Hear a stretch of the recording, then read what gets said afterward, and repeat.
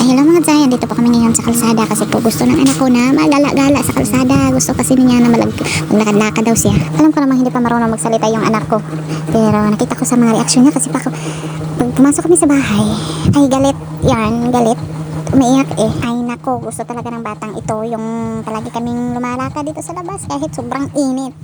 Pero mabuti yung desisyon ng anak ko.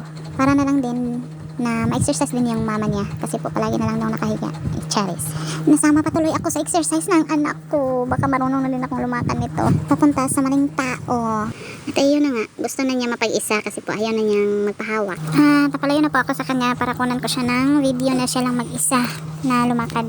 Pero kinuha siya ng lola ko kasi po baka raw madapa at saka masugatan.